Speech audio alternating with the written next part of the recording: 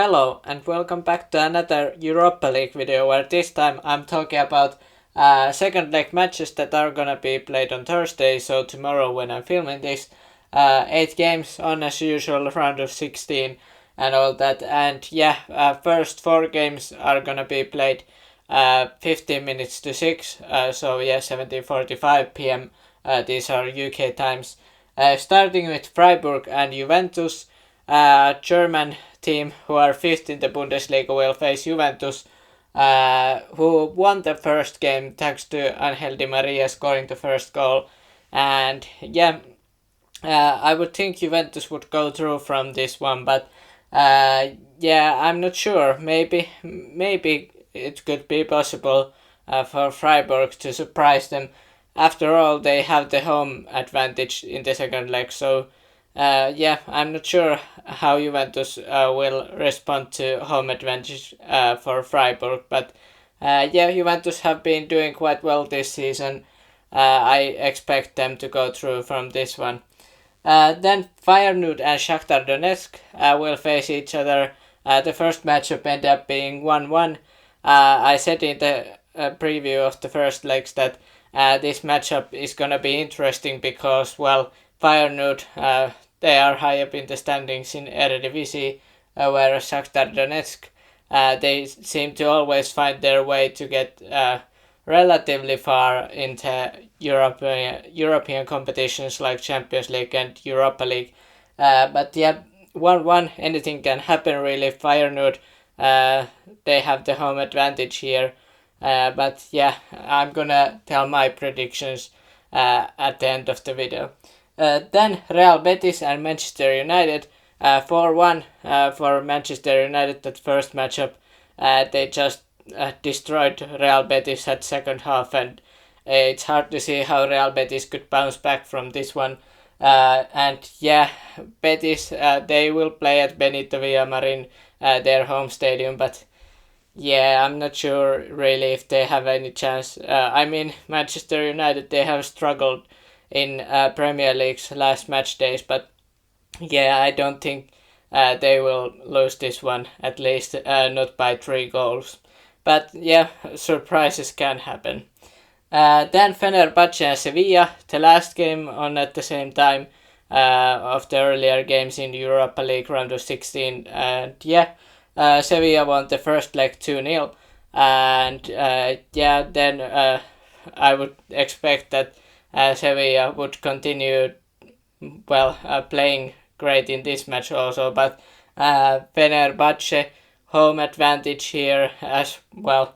Many of these teams who are losing after first leg home advantage could come into play quite big, but let's see if the Turkish side could do something against Sevilla, who in fairness they have been quite bad this season in La Liga. I mean, they are 13th, but not that far away from the relegation battle, so it's gonna be an interesting game there. Then 8 p.m. games, 4 of them, beginning with Hungarian side Ferencváros, who will face Leverkusen, who leads this tie 2-0 after the first leg. Leverkusen, they have had their up and downs in Bundesliga this season, but in Europa League, at least these latest knockout matches, they seem to be doing just fine, so I don't know really. I'd expect them to go through. Roma, they will face Real Sociedad. They won the first leg 2-0 there, and interesting to see what will happen. Roma, they, as with I said with Leverkusen, Roma are higher up in the standings relatively in Serie A than Leverkusen in Bundesliga, but I don't know really. Roma, they could just stumble or be great. They lost to Sassuolo 3-4 at home last match day in Serie A, so anything can happen in this game. Real Sociedad, though, they have struggled in La Liga as well, so interesting to see. This matchup could just go to overtime and be great football to watch. Although both teams can play defensively quite well as well. Then Union Saint-Gilloise, or how do you pronounce it, Belgian side will face Union Berlin, who have been, well, last match days in Bundesliga, their form is quite down. And yeah, 3-3, they have to stop Boniface, the Union Saint-Gilloise striker, if they want to go through from this one. Union Berlin, they faced Ajax and went through from that matchup. So it's a bit interesting that they would lose against Union Saint-Gilloise, but Union Saint-Gilloise have the home advantage here. So yeah, one of the more intriguing games, I would think, that I can't really, I don't know really what will happen in that match. Then Arsenal face Sporting in the last match, beginning 8 p.m. League leaders in Premier League face Sporting, who have been okay this season in Liga NOS, or Portuguese League. And yeah, 2-2 after the first leg. I said before that first leg matchup, and I will say before the second leg, Arsenal can't play down on Sporting, and they really have to be ready to face Sporting, because if they are not ready to play their best game, Sporting will probably go through from this one. So yeah, they have to be aware that Sporting can damage them. They scored twice in the first leg, so interesting matchups. If I had to predict, I would say probably Juventus to go through from that matchup. I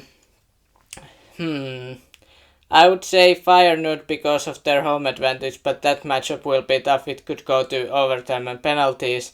Real Betis, Manchester United, I think it's quite straightforward that Man United will go through from that one, at least in my opinion. Fenerbahce, Sevilla, I think they might lose this match, but not that many goals, maybe 1-0 or 2-1 loss here, so I think Sevilla will go through. Leverkusen, I will go through from that one. Sociedad may try to make a comeback. Probably Roma goes through from that one. I'm actually thinking this could be a surprise that Union Saint-Gilloise could go through. And that matchup, I think Arsenal still, they have better squad, and they will go through from that one. Yeah, but let me know your thoughts in the comments down below about these matches in Europa League, the second legs. Basically, what do you think will happen? Which teams will go through?